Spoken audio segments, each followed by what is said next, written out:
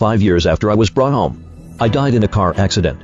As my soul left my mangled body, I wondered how my parents, who had always despised me, regretting the day they brought me home, would react. Would they be heartbroken? Or would they feel relieved? The answer was neither. My dad used a business trip as an excuse to skip my funeral altogether.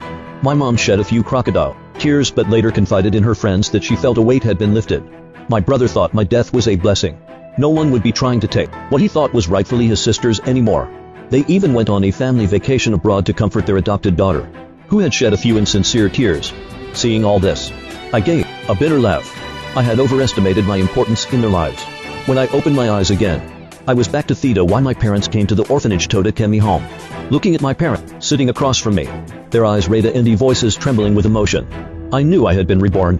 It was the same scene and the same words that had moved me to tears in my previous life. As a child who grew up in an orphanage, I had been overjoyed to finally have a family and the love I had always longed for. But the excruciating pain of being crushed by a car in my last moments still sent shivers down my spine. I clenched my fist to suppress the disappointment of being ignored and dismissed by my so-called family after my death. Seeing my silence, my parents thought I was just unfamiliar with them. My mom took my hand and led me upstairs. "Zoe, the rooms on the second floor are for us to rest. You can pick one you like." I scanned the area and settled on the sunniest room, filled with pink and exquisitely decorated like a princess, bedrooms straight out of a fairy tale. In my previous life, I had thought my parents had prepared this room for me, and I had chosen it with delight. However, my choice had made my parents' expressions freeze awkwardly.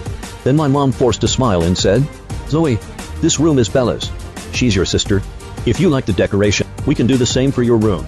I was puzzled and asked, "Sister? Mom, I thought I was your only daughter." My mom choked ONMY words and her face changed slightly. "Bella was adopted after you got lost. She's your sister now." I felt a pang of disappointment. They had adopted another daughter to replace me after I was lost. Feeling a mix of bitterness and jealousy, I wanted to prove that I was more important to them than their adopted daughter. "Mom, I'm your biological daughter. This room is rightfully mine. Isn't it?" My parents were left speechless, just as they were caught in a dilemma. Bella Brooks, who had returned without my notice, stepped in to ease their embarrassment.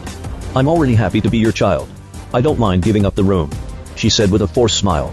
Thought he heard in her eyes was evident to my parents. Bella was the same age as me but far more mature. Compared to her, I seemed rude and petty. After a long silence, my dad spoke up. "Zoe, wouldn't you prefer a brand new room? We can decorate it exactly the same way." He was trying to persuade me for Bella's sake. They clearly favored her over me. What did that make me to them? I fell silent, and the atmosphere grew awkward. Bella broke the silence. "If Zoe likes it, she should have it. It's just a room." She began packing her clothes. My mom watched, her eyes filled with sympathy for Bella, but Bella shook her head gently. My previous life, I had ignored all this and gleefully thought I had won my place in their hearts. I moved into Bella's room, and she was relocated to an even more lavishly decorated space that my parents had prepared to make up for it. When my brother, Alex Brooks, returned, Bella was tearfully packing her new room. Alex's anger flared. He dragged Bella to confront me. "You, from the orphanage, have no manners. You just got here and you took my sister's room. Get out of my house."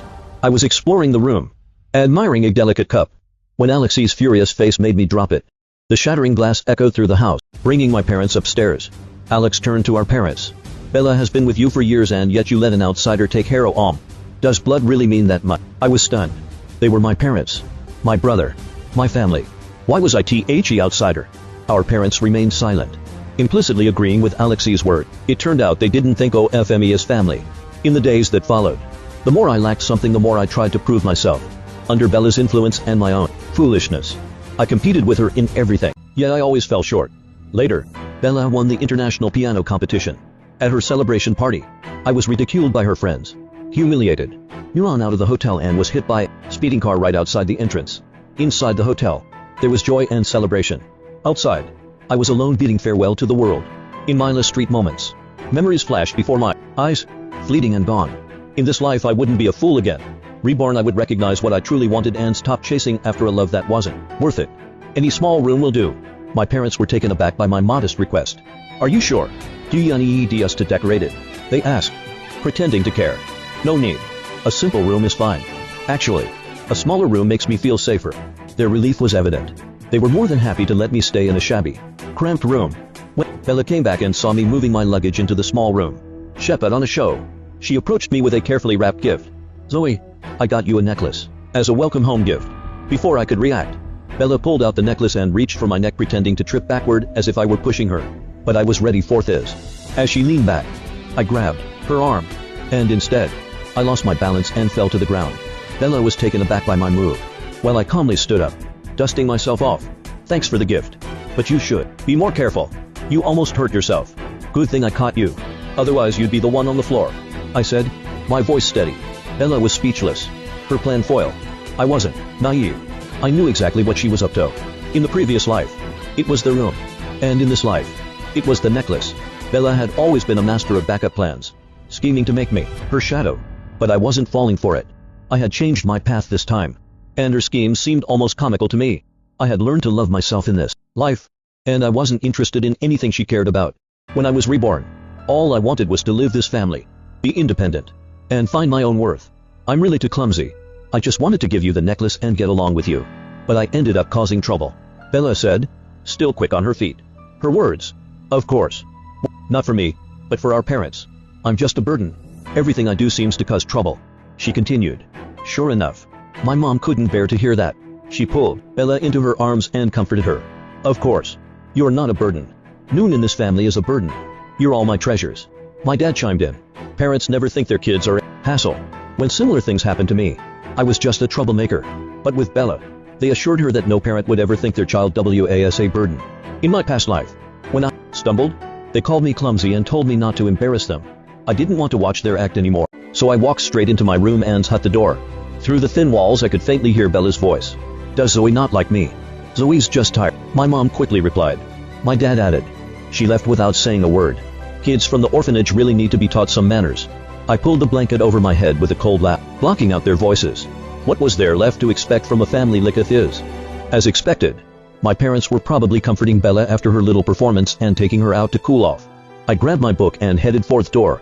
It was time to start planning my future. I was still a student. Getting into a good university was my only way to a better life. Just as I was about to leave, Alex was walking back in. We locked eyes, and he looked at me warily, like I was some thief. Where do you think you're going? Zoe, he asked. To the library to study, I replied honestly. Alex let out a mocking laugh. Don't be pretending. Are you really going to study or just trying to act like the perfect child and steal Mom and Dad's attention from Bella? I ignored him, but he wasn't done. I'm warning you. No tricks. No matter how hard you try, you'll never replace Bella in their hearts. In both lives, Alex had always seen me as someone out to steal the love meant for Bella, as if I were the villain trying to break up their perfect family. But who cared what he thought? I walked past him without another word, heading for the library. Alex wasn't giving up. Watch it. Zoe, keep your foxtail hidden. I'm onto you. Dinner was a family affair. Mom, Dad, Bella, and Alex were all there. They had planned a big dinner to announce me as their child. In my past life, I had eagerly anticipated this dinner, competing with Bella every step of the way. But it never happened. I kept asking, and they kept making excuses. In the end, they blamed me for being selfish and vain. You only think about yourself. You never considered how Bella would feel, and how she might be judged at this dinner. You're so selfish and conceited. You're nothing like a Brooks. You only think about yourself and don't care about others. How could I have a daughter like you? Back then, I didn't understand. It was their idea and their promise, so why did they turn it around and call me selfish? So, in this life, I refused when they brought it up. There's no need to waste time and money on a fancy dinner. It's enough that we know the truth among ourselves, I said. My parents were shocked. After all, I had grown up in an orphanage, and they hadn't expected me to turn down such a grand event. Bella couldn't hide her relief, but she still pretended to persuade me. A dinner would help more people get to know you. No, thanks. I don't like noisy dinners. It doesn't matter if people know me or not, I insisted. My firmness pleased my dad, who was worried about the cost and didn't think I was presentable enough for his an event. He was afraid it'd embarrass him. My refusal made them happy, but they were too concerned with appearances to let it go. This dinner could help you expand your social circle. It's a good idea, they insisted. Their act was so transparent. It was almost funny, thinking of what I was about to do next. I said, since you're so concerned about me, I guess I can't say no. Their smiles froze as soon as the words left my lips.